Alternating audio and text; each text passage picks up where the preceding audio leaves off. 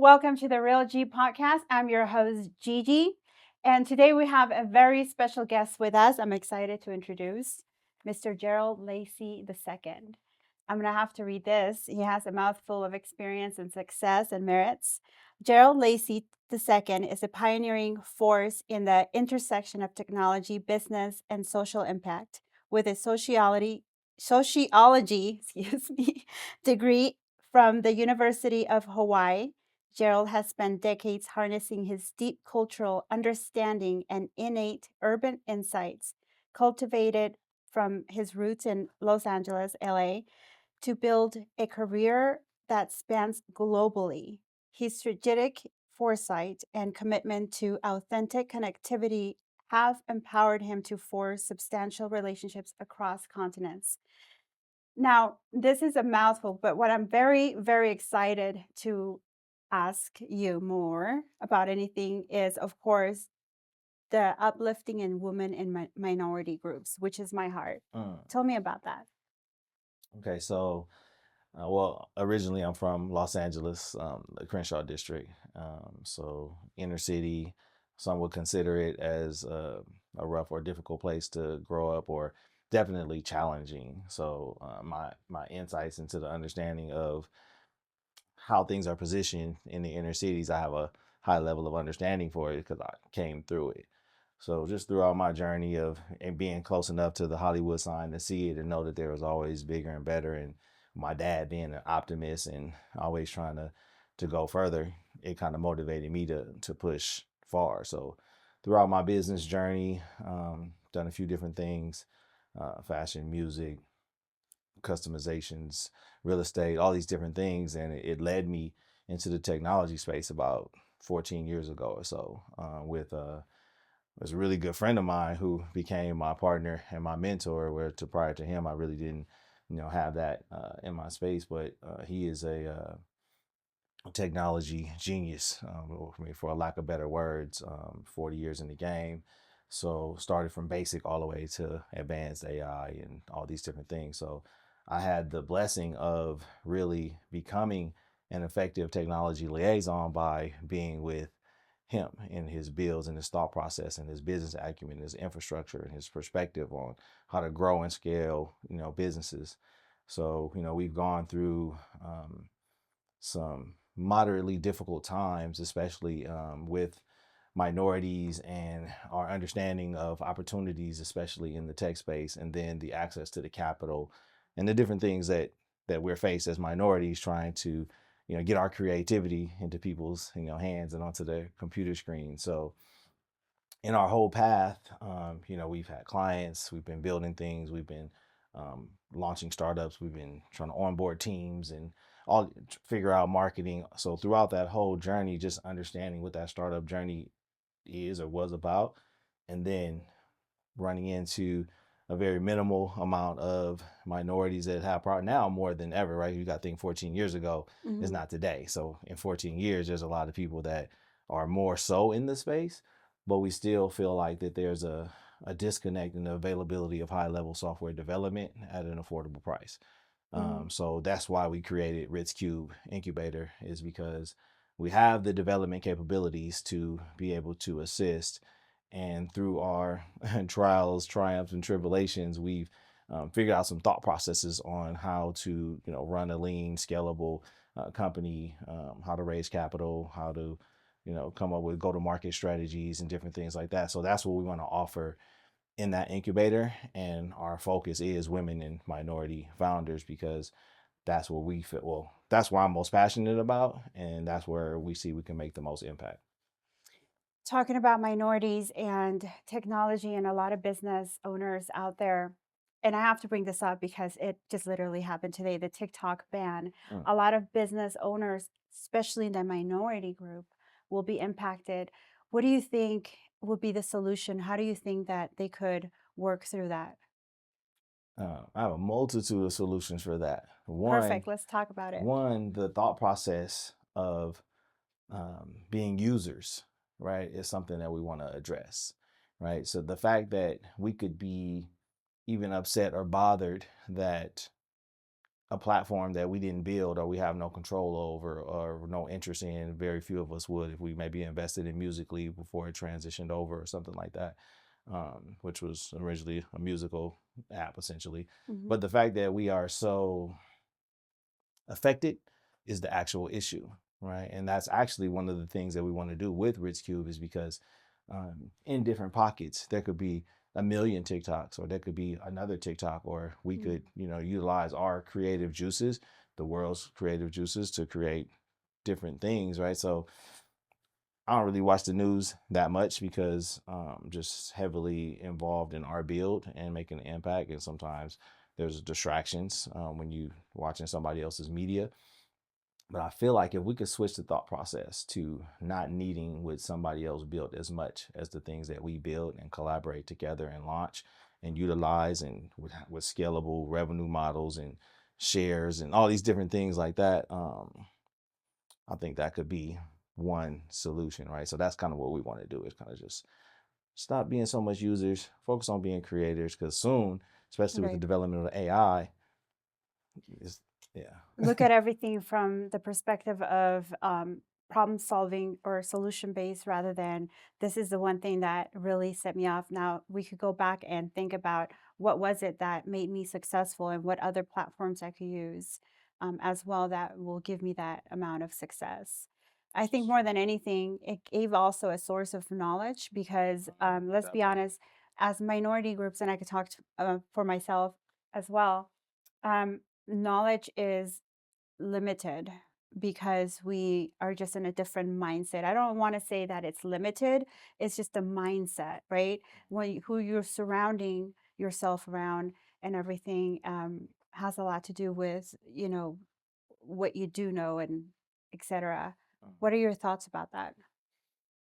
I definitely feel like there's a disconnect in information. I feel like structurally, or maybe by design, we definitely have been, some of the information just hasn't been available to us, whether it's systematically in our school systems or the knowledge that our parents have, just based on their journey of, whether it's coming to the United States, or whether it's coming from, one city to the other, or whatever the case may be, just not having that information available. And then these platforms are providing access to this information. So I do respect it for that. If you're utilizing it for to better yourself, then, for those people that were looking for that every Mm, day in their journey, I definitely have some compassion, what I mean, for them. And then what are they gonna do next? Or those that were getting $1 million mm, check and then all of a sudden they're not gonna be get it. I feel like that's unfair. I feel like there should be some level of a solution for that.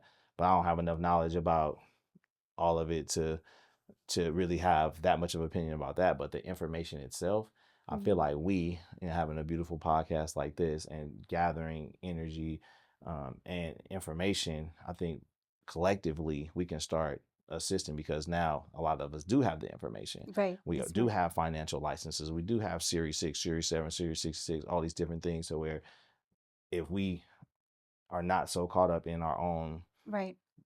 worlds and our own success, and share that information, then I think we could change it. What do you think it's the one key? And I asked my other guest the same question. I almost ask this to every single person. Okay. What do you think is the one key to success? What is the difference between a person that's successful and a person that is successful? Mm, I feel like, I feel like there's people look at success and from different perspectives, Mhm. right? Is success like the amount of material things you have? Is it the amount of money you have? Is it your mindset? Is it that you're actually walking on your path? Or you actually know where you're going? Are you pure about where you're going? Are you assisting people on the way? So it's kind of like, I guess it depends on which perspective you're looking at success from. But I feel like it's all about energy. I think so too. I was just listening to Kevin Trudeau. Have you heard of him? I just discovered him. He mentioned something very interesting.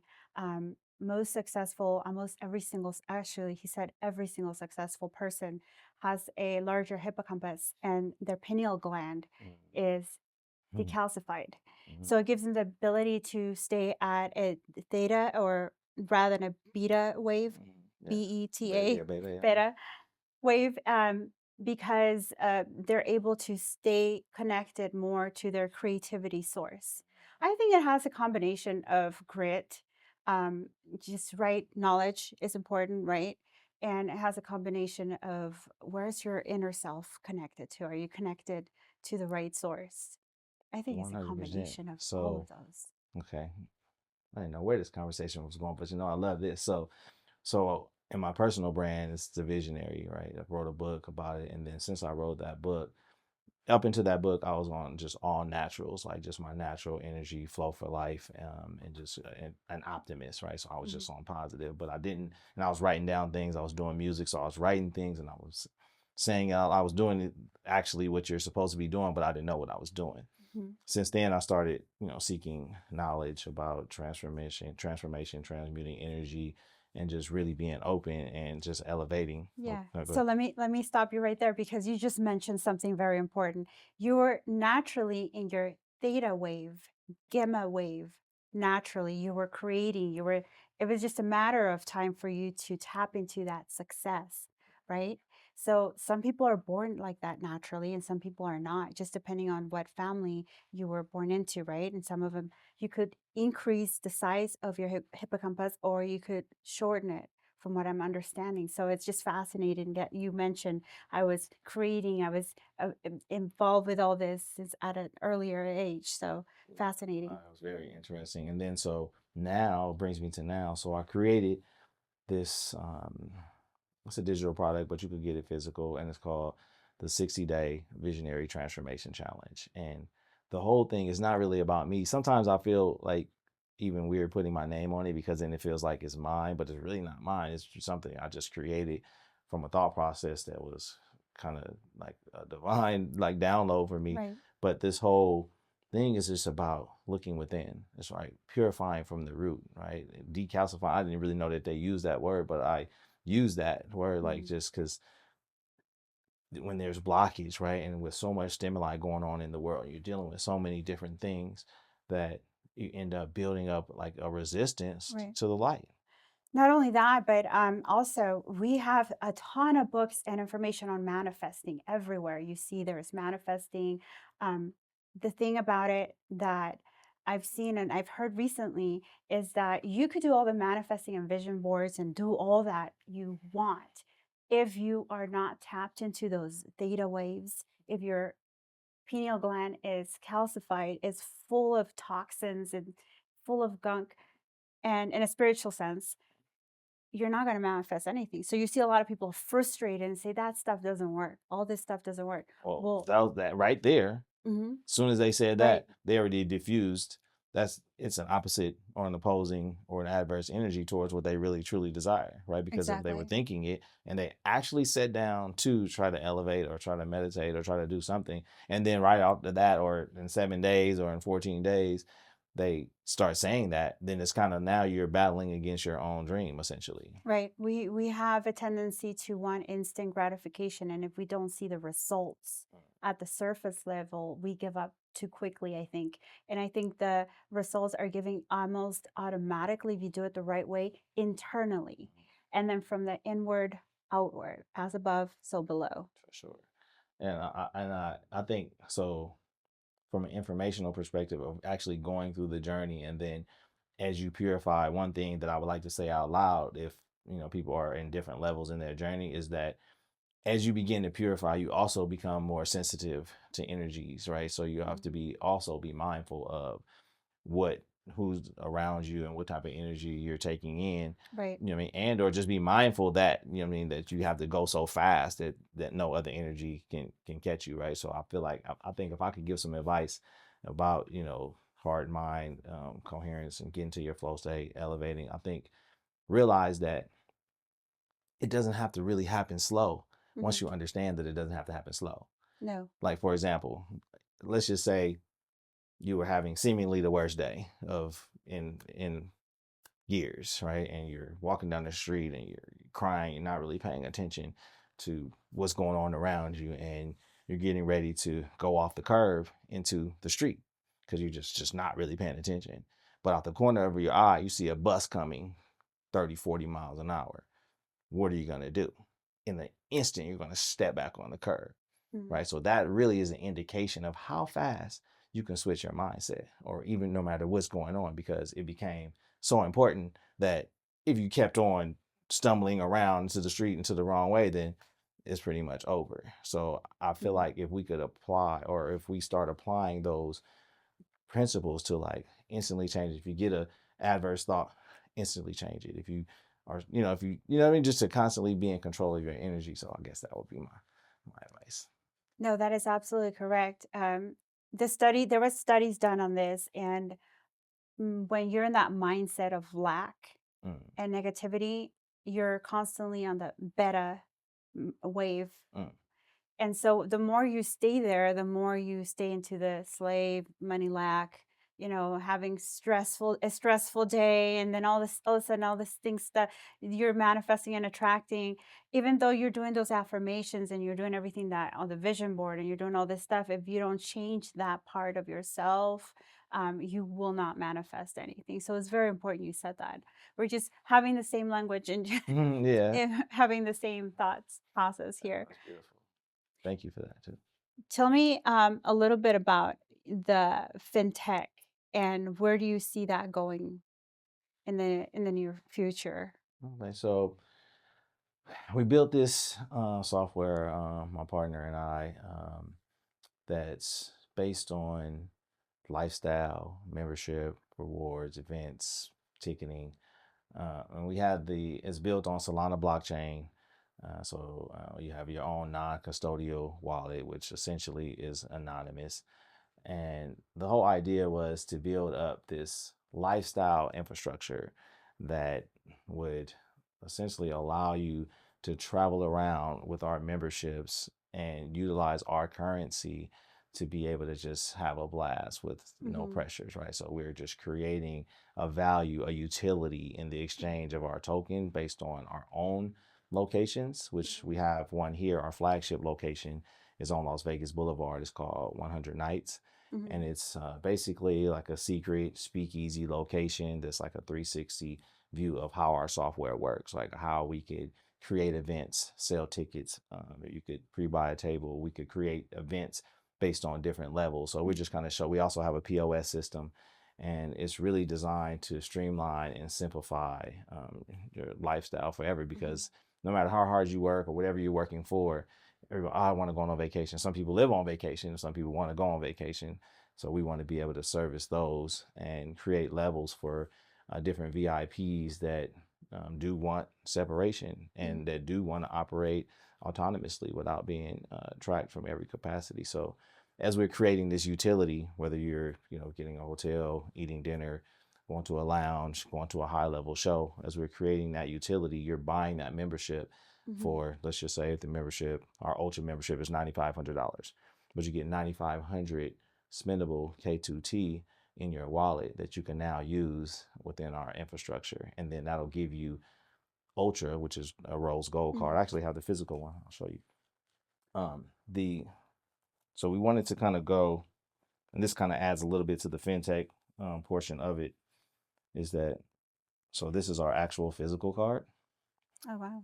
So what we wanted you to do, we wanted you to be able to leave your whole wallet, your cell phone at home, travel around the world, show up with your card. Does this have, like, identification built in or So only to the wallet. only to the wallet? Right, yeah, Okay, because that's the whole idea. So it's and it's awesome. actually transferable. So let's just say if, I was in Dubai and you were in Las Vegas, but you Mhm, had a Dubai membership, you could actually send that to me because you're a VIP. More than likely, your friends are going to be mhm, VIP. So not only do we want to take care of you, we want to also take care of them as well, right? So that's kind of what we're doing. And just want to make it easy for people. But at the end, we'll have enough volume, enough market cap, and enough utility mhm, to validate our fintech solution.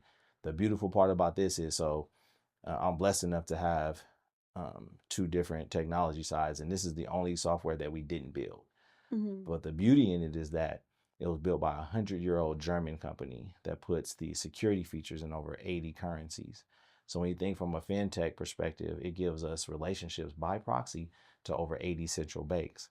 And this card itself is made in the same factory as American Express. So we have the capabilities of scaling to any capacity from a usability perspective globally. So, Do you think we're gonna go into a digital currency, 100% in the near well, future? I mean, it just looks as if that's happening, Yeah, right? I mean, it looks as if that's happening just yeah, because, especially with the blockchain and everything being transparent, when they want you to be able to see everything and just, right. being able to utilize that. And then it's kind of taking it back to where just you create the value in Mhm. whatever it is. So, like lifestyle, we know people are spending between hundreds and thousands and millions of dollars on their lifestyle. So, Right. I mean, why would you not just want to spend that? Why would Yeah, you want I to take?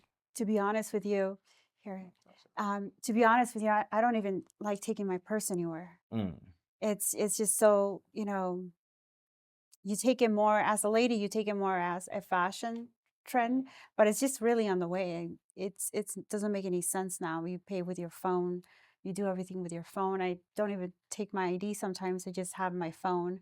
They scan my ID through there. So I think digital is going to be here sooner than later. You're absolutely right about oh, that. it's here. And whoever it's here, it's definitely here. Sure. And then with the addition of AI and the speed of which we're actually training the AIs, right? Since the population is so happy about being able to get things done so swiftly, and we're kind of giving AI all the thought process it needs to think for itself, right? So at some point, once these AIs reach Sentinel across the Hmm. board, which is when they are as smart as or smarter than the human, there's another phase that we could talk about on another show because it's a little bit creepy to me, that what's actually happening that was actually happening in the movies is happening in real life, and I actually don't. Yes. Yeah, so I just feel like in that regard, this is why we need to unify. I feel like in like we're kind of like manifesting all this stuff in the movies because we're seeing everything from Back to the Future, and then you see all this, movies that you would never think that we're actually living and Well, having in that's because that they were already technology. manifestations. Right, Because in order for us to see the movie, right, right. Also, I think that they're telling us something. They've known technology for a long time. We were just not ready. And a part of me kind of is happy that we didn't know all of this because we're um, creatures of fear, and so we get paranoid really easy. Um, I see here that you've written a book. I did. Yeah, we Tell me kind about your of. book. So this was an interesting time in my life. Just being in the minority startup journey, even with access to tech and different things like that, and then actually not coming up with it's like that lack of information. Like I didn't grow up in tech, so just the language, the perspective, the everything. But I was so committed to launching software because like I feel that one, creating software with love puts love in Hmm. people's hands, right? So we have that ability to create from a position of love, and these are real solutions not designed to hurt. We're not taking your data, like that's your data, we don't really want it. If anything, just to be able to make sure your experience is optimized. Right. So just in that whole journey, like it's been interesting because having some level of success early on when I was young, like I had a decent level of Hmm. success from an inner city kid, and that was kind of like it was like all my dreams came true, like Hmm. except for a certain dollar amount that I was looking for. And then I was in that on that way too, until essentially the recession in 2008. I'm actually a recession kid, which is one of the next books Hmm. I'm gonna write. But moving forward to 2018, I felt like I had so much information jumbled in my head that I couldn't really almost take any more in. Like it was Hmm. just like I had to get this information out. Right. And like I told you before, I didn't really understand who I was energetically. I was just like when The Secret came out, I read 3 pages. I'm like, I already lived this life. I never read that. I'm like, this is like 3 pages. I'm like, oh, this is me. I got time to read all these pages, right? So Right. Right. I was just against all information because how that was marketed was that was like the end all say all. It was the Right. answer. So if everybody in the world is saying that this is the answer, and I read 3 pages and I'm like, Hmm. oh, I'm already living this life. That means so I just kind of Hmm. anyway. So this book was based on my whole journey all the things that I went through, all the things that I thought about human behavior. I actually have a degree in sociology, so I have an interest that when this is all said and done, I want to really write some technology, I mean, some sociology textbooks because I went through this. I was dealing with people that were dealing with different situations and making decisions based on certain stimuli. So I was actually there. Like it's Mm. like these things happened. And I know the socioeconomic situation of everybody. I kind of have some idea of, what they had gone through and how they got to me at that point in my life. So it was very interesting. So this book is kind of like a culmination of me um, carrying the boulder through the sludge with no mentor Mhm. and being blessed enough to get a level of success where I was, facilitating opportunities for people Mhm. and in hopes of that we would be able to work together and just win because literally like I was a little bit lonely because I'm like all I could do is say, hey, come on, these my guys, or if you know somebody that's cool and they want to rock with us, can they do anything, can we Mhm. win? Yeah. So that book is Collaboration of Visionary Insight. So Wow. not really, again, not about me, Mhm. but more so about the things that I went through. And I offered a perspective that could help an entrepreneur, Mhm. especially an inner city or a minority, like really just be like, man, like when I got into fashion, when I got into music, it was like the dream. You know what I mean? Right. But when I got there, I'm like, oh, it's a whole nother world. It's not like being in the neighborhood with a couple of people where you could actually see your adversary coming. Like, Right. if you happen to be a gang member and you see somebody with the opposite color, you're like, oh, Yeah. you got to prepare yourself for whatever you're gonna do in that moment. Oh, no, it's your best friend, your business partner. Yeah. Be worried about sometimes. Yeah. Yeah, well, yeah. I mean, just really just across the board. So the concept of the book is just to offer things like, Mhm. look at things from outside the maze because when you're in it and you're getting hit from all over the place, Mhm. sometimes you're making a decision like you're reacting, right? So it's you Right. make a decision based on what's coming at you. But if you come outside the maze, you can kind of see where everything's hitting you from and you can kind of Right. make some different decisions. Right. See, in your case, this is why I believe in the Akashic records and how we're we're just when you tap into the Akashic records, it's like almost the books that you read, you've already read them, even though you haven't read them, Mm. and you're already living it because you were tapped into source. You're unknowingly, I think, sounds like. Am I right? Yeah, well, yeah, because in hindsight, like I Hmm. actually everything I wrote and everything I rapped about and everything that was in my songs actually came true. Right. Literally, I'm like we could go back. There's a couple of things in there that I'm like, wait, what happened to that? But Yeah, yeah, yeah. but everything We else all go was through cool. those things, those situations where you're like, um, that's fascinating though, because I've seen it before where people are just, it's not that they're born with the knowledge, is that they're just tapped into source. Mm, And they don't, until they are old enough to understand what was really happening the whole time, they were manifesting the whole time. They were just natural manifestors.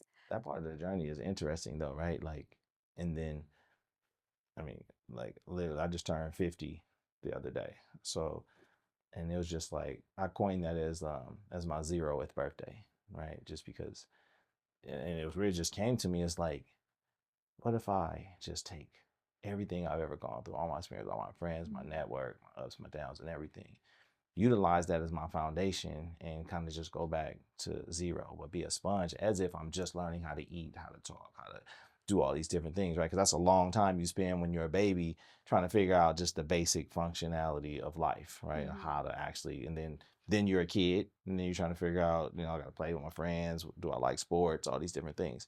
So I figure after 50 years, if I start at zero, but I already know how to do all those different things, now I can really just apply everything I've Everything. been exposed to. So even though I've been around for 50 years, I'm actually, Starting to live just now. yeah. And that was So actually my last question.